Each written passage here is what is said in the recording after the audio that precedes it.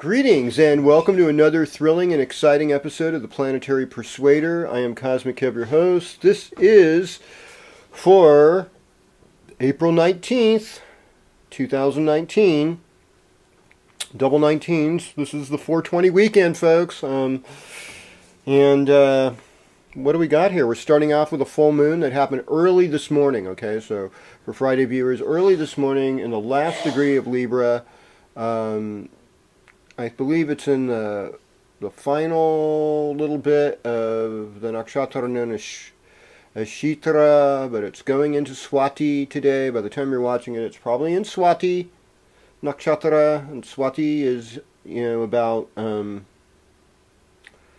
taking risks for making money in a lot of ways. It's a very vata. It's not a good. They say this isn't a good moon for eating beans.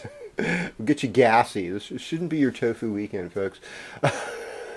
I could just see my plant-based diet listeners like, oh my God! It's like, no, I know it's a special club, and they're trying to help the planet and not be mean to animals. I just think that death is not the worst thing that's going to happen to you in this life. That's my quote. You can quote me on that. Death is not the worst thing. That is not the worst thing that will happen to you in this life.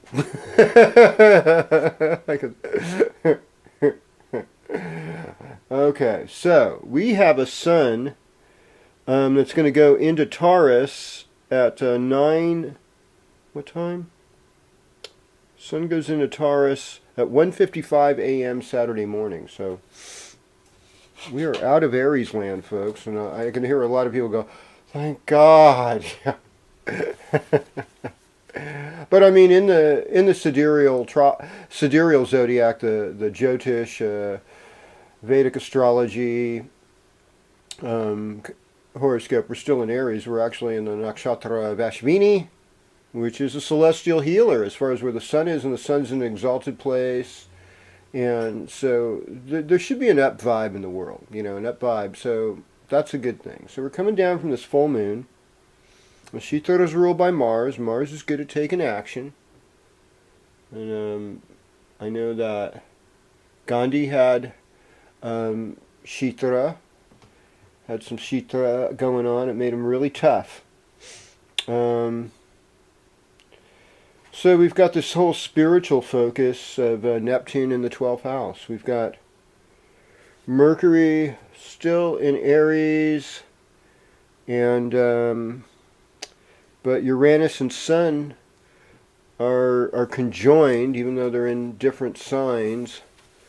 So I wouldn't be surprised if there's just kind of more shocking news, like the way of the world, weather, whether it's heat or storms or whatever. All that stuff is still in the news this week. And I think, so this is something to just keep in mind as we're going. We've got the Jupiter retrograde situation.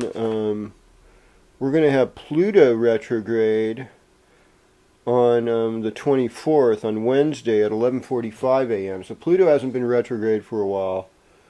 So that's going to happen.